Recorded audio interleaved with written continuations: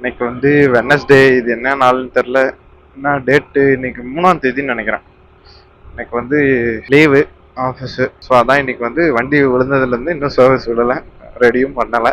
இப்போ தான் போய் விடணும். இன்சூரன்ஸ் கிளைம் பண்ணலாம் அப்படின்ற ஐடியாவாக ஷோரூம்க்கு எடுத்துகிட்டு போகிறேன். என்ன கதைன்னு தெரில. என் வீட்டில் இருந்து சம்திங் ஒரு 6-7 கிலோமீட்டர் வரும்னு நினைக்கிறேன் ஷோரூம். அத்திப்பள்ளியில் இருக்க ஷோரூம் தான் விடுறேன். டோப் பண்ணுறது தான் கொஞ்சம் கஷ்டமான வேலை போல். இப்போ ஏன் டோப் பண்ணுற நிலமன்னா அந்த இது உடஞ்சிருச்சு. ஃபோட்டோவில் அட்டாச் பண்ணுறேன். கியர் வந்து போடுற இடம் ஒரு இடத்துல ஜாயின் ஆகிருக்கும்.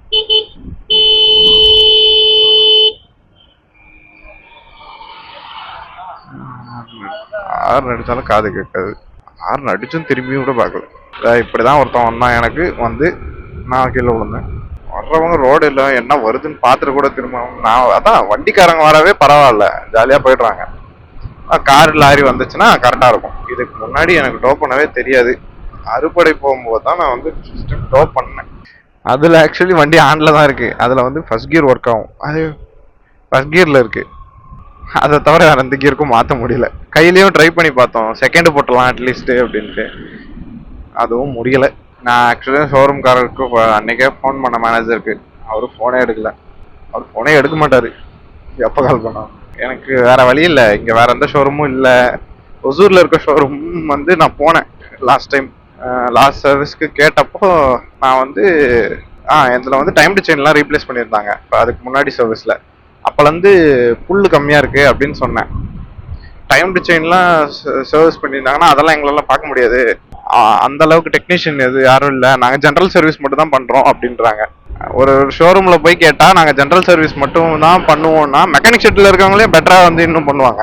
அப்புறம் எதுக்கு வேலை கேட்டு வண்டியை வந்து ஷோரூம்லேயே விட்டு வாங்கினதுலேருந்து ஷோரூம்லேயே விட்டுட்டு இருக்கோம்னா என்ன அர்த்தம்னா, ஷோரூமில் பார்ப்பாங்க ஒரு நம்பிக்கை. அதான் ஒரு ஷோரூம்லேயே போயிட்டு ஜென்ரல் சர்வீஸ் மட்டும் தான் நாங்கள் பண்ணுவோம் அப்படின்னு சொல்கிறாங்கன்னா அந்த அந்த அளவுக்கு தான் ஸ்டாண்டர்ட் இருக்குது யமாவோடது. சேல் மட்டும் பண்ணுவாங்க, சர்வீஸ் எங்கேயா போய் பண்ணிக்கோங்க பெட்டரா அப்படின்றாங்களா எப்படின்னு தெரில. இதுக்கு முன்னாடி ஒன்று இருந்துச்சு, அங்கே சூப்பராக பேசுவாங்க. அவ்வளோதான், அங்கே போனால் வாழ்க்கையை எடுத்துட்டு தான் வரணும். நான் ஃபஸ்ட்டு சர்வீஸ் மட்டும் தான் அங்கே விட்டேன்னு நினைக்கிறேன். செம்ம கடுப்பாயிடுச்சு. அதுக்கப்புறம் வாட்டர் வாஷ் கூட ஒழுங்காக பண்ண மாட்டாங்க அங்கே. யமாஹாவே இப்படிதானா அப்படின்னு எனக்கு தெரியல. எனக்கு தெரிஞ்சு நான் வந்து கூகுளில் இந்த மாதிரி வந்து நான் எங்கேயும் பேட் ரிவ்யூஸ் பார்த்தது கிடையாது. போடுறவங்களும் வந்து யமாஹா சர்வீஸ் சென்டர் குறை சொல்லி போட மாட்டாங்க. நான் வந்து மோஸ்ட்டாக இந்த ராயல் என்ஃபீல்ட் ஷோரூம்ஸை பற்றி குறை சொல்லி போடுவாங்க சர்வீஸை பற்றி. ஆனால் என் ஃப்ரெண்ட்ஸு அதுவும் வந்து ராயல் என்ஃபீல்ட் ஷோரூம் பற்றி என் ஃப்ரெண்ட்ஸ் வச்சுருக்க வண்டிக்கே யாரும் குறை சொன்னது கிடையாது அவ்வளோ. ஆனால் எனக்கு மட்டும் தான் இப்படியான்னு தெரியல. யமாஹாவில் எங்கே போனாலும் எனக்கு இப்படி ஒரு பிரச்சனை. ஒசூரில் இதுக்கு முன்னாடி ஒரு ஷோரூம் இருந்துச்சு, அங்கேயும் வந்து ஒழுங்காக பண்ணல. இப்போ ஒரு ஷோரூம் இருக்கு, அதில் ஜென்ரல் சர்வீஸ் மட்டும் பண்ணுவாங்க. அதனால ஷோரூமில் ஜென்ரல் சர்வீஸ் பண்ணுறாங்க. எவ்வளோ பெரிய விஷயம். அத்திப்பள்ளி ஷோரூமில் கொடுத்தேன் ஒரு டைமு. எவ்வளோ ஆச்சு? 1 மாதம் ஆச்சு. 1 மாதம் வண்டி வச்சுக்கிட்டாங்க. அப்போதான் எனக்கு வந்து ஃபர்ஸ்ட் டைமாக பிக்கஸ்ட் பில் வந்துச்சு. என் சர்வீஸ் ரெக்கார்ட்லேயே வந்து 9,000 ரூபா பில் வந்துச்சு. அதான் டைம் டு செயின் எல்லாம் மாற்றினாங்க, அதனால் வந்துச்சு. எனக்கு அமௌண்ட்டை பற்றி பிரச்சனை கிடையாது. வண்டி வாங்கினோன்னா நம்ம அதுக்கு செலவு பண்ணி தான் ஆகணும். இல்லை அவ்வளோ ஆகுதுன்னா நம்ம வந்து பேர் பண்ணுற அளவுக்கு இருந்தால் தான் வண்டியை வாங்கணும். ஆனால் பண்ணணுமே ஒழுங்கா, அதுதானே பிரச்சனையே. ஒர்க்கு நடந்திருக்குன்னா கொடுக்கலாம். எனக்கு நம்பிக்கையே வரமாட்டேங்குது எங்கே கொடுக்கறதுக்கும். இந்த இந்த சரௌண்டிங்கில் வேற எங்கே திருப்பி பெங்களூர் உள்ளே தான் நான் போகணும் சர்வீஸ் கொடுக்கணும்னா. அப்படி இல்லைன்னா கிருஷ்ணகிரியில் தான் அடுத்த ஷோரூம்னு நினைக்கிறேன், தமிழ்நாடு சைடுனா. அது அரௌண்ட் 47 கிலோமீட்டர் தாண்டி தான் இருக்குது. எனக்கு வந்து ஏன் வந்தன்ற அளவுக்கு ரெக்ரெட் கண்டிப்பாக இருக்குது. வண்டி பிடிச்சி தான் வாங்கினேன். ஆஃப்டர் பர்ச்சேஸ் வந்து சர்வீஸ் எனக்கு பர்சனலாக எனக்கு மட்டும் தான் இப்படி நடக்குதுன்னு நினைக்கிறேன். அதனால் எனக்கு சுத்தமாக பிடிக்கல. நீண்ட தூர பயணம். அத்திப்பள்ளி வந்துட்டோம். இங்கேருந்து எவ்வளோ கிலோமீட்டரு? ஒரு 1 கிலோமீட்டர் to 1/2 கிலோமீட்டர் தான் இருக்கும்னு நினைக்கிறேன் ஷோரூம். பார்ப்போம் அங்கே போனால் என்ன ஆகும்னு தெரில. அங்கே எனக்கு இந்த ஷோரூம்லேயுமே வந்து மேனேஜர் மட்டும் தான் ஒழுங்காக பேசுவார். உள்ளே இருக்கவங்கலாம் வந்துட்டு ஒழுங்காக ரெஸ்பாண்ட் பண்ண மாட்டாங்க. கேட்டால் ம்னுவாங்க, அவ்வளோதான். டைம் டு செயின் மாற்றும் போது ஆக்சுவலி அது இது கிராங்க் ஷாஃப்ட் போயிடுச்சு அப்படின்னாங்க. ஏன் எதனால போச்சு அப்படின்னு நான் கேட்டேன். நான் வந்து நெக்ஸ்ட் டைம் ரிப்பீட் பண்ணிக்கூடாது, எதனால போச்சுன்னு இப்போ நமக்கு தெரிஞ்சா அடுத்த டைம் பார்த்துக்கலாம்ல அப்படின்ட்டு நான் வந்து எதனால நான் போச்சு அதெல்லாம் சொல்ல முடியாது, போயிடுச்சு அவ்வளோதான் அப்படின்றான். எனக்கா செம்ம கடுப்பாயிடுச்சு. அதான் சொல்கிறேன், வந்து யமாவே ஒஸ்டா இல்லை என் சரௌண்டிங்கில் இருக்கிற யமாலாம் ஒஸ்டான்னு எனக்கு தெரியல. உங்கள் யாருக்காவது அப்படி ஆயிருந்தால் கூறவும். எனக்கு கம்ப்ளைண்ட்ஸ் எமால் ஆனால் இது வரைக்கும் யூடியூப்லையோ இல்லை வெளியே சோஷியல் மீடியாலையோ அவ்வளோலாம் நான் பார்த்தே கிடையாது. அதனால தான் எனக்கு வந்து நான் இது வரைக்கும் நானும் சொல்லியிருக்க மாட்டேன். ஆனால் எனக்கு வந்தது ஃபுல்லாகவே எல்லா சர்வீஸ்லையும் எதனா ஒரு இது வரும். ஒரே ஒரு மிரர் அட்ஜஸ்ட், அந்த லெஃப்ட் மிரர் அட்ஜஸ்ட் வந்து நான் இது வரைக்கும் 5 சர்வீஸ் சொல்லியிருக்கேன். திருப்பி எடுத்துகிட்டு வந்து நானே தான் டைட் பண்ணணும். இத்தனைக்கும் மிரர் அட்ஜஸ்ட்லாம் எழுதிலாம் வைப்பாங்க, ஆனால் அதுவும் நடக்காது.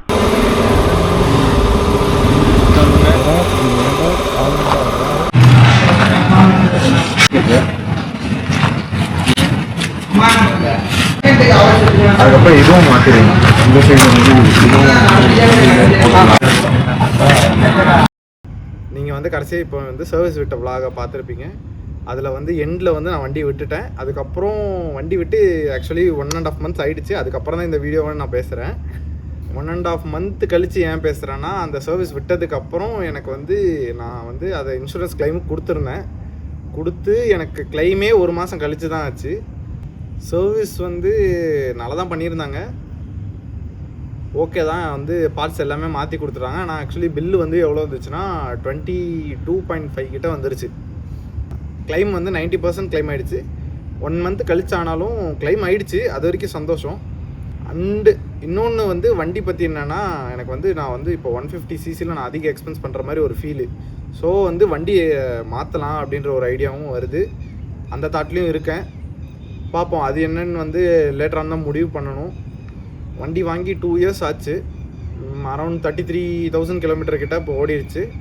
ஆனாலும் இன்னும் வந்து இந்த வண்டி நல்லா இருக்குது. ஏன்னா வந்து எனக்கு வந்து ஒரு அரௌண்ட் 50 மைலேஜுக்கு மேலே என்ஹெச்சில் தருது. 45 மேலே தான் வந்து லோக்கல்லே தருது. ஸோ இப்படி ஒரு நல்ல மைலேஜ் இருக்க வண்டி வந்து வச்சுருக்கிறது நல்லா தான் இருக்குது. ஆனால் சிசி வைஸ் பார்த்தா லாங் அதிகமாக போகிறதுனால 150cc வந்து கொஞ்சம் க்ரூசிங் வந்து கம்மியாக பண்ண வேண்டியதாக இருக்குது. ஸோ அடுத்து அப்கிரேட் பண்ணலான்னு ஒரு ஐடியாவும் இருக்குது.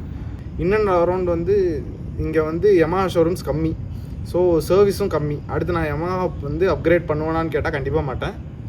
எனக்கு வந்து இந்த சைட் சர்வீஸ் வந்து எனக்கு வேறு வழி இல்லாமல் ஒரு ஷோரூமுக்கு போகிற மாதிரி இருக்குது.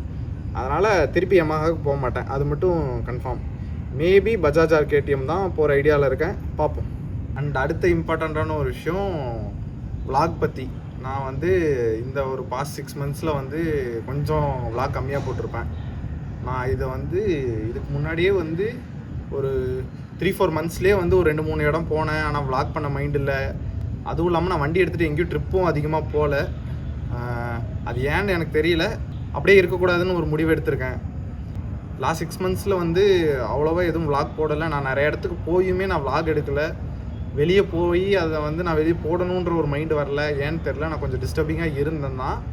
ஆனால் இனிமேல் அப்படி இருக்கணும்னு அவசியம் இல்லை. அதனால் நான் வந்து விலாக் போடுவேன். ஏன்னா நான் வந்து ஊட்டி, நந்தி ஹில்ஸ் போனேன், அப்புறம் இன்னும் நிறைய இடத்துக்கு போனேன் நடுவில்.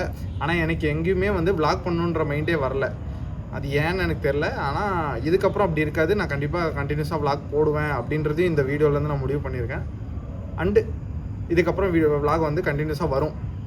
அடுத்த வீடியோவில் பார்க்கலாம். நன்றி.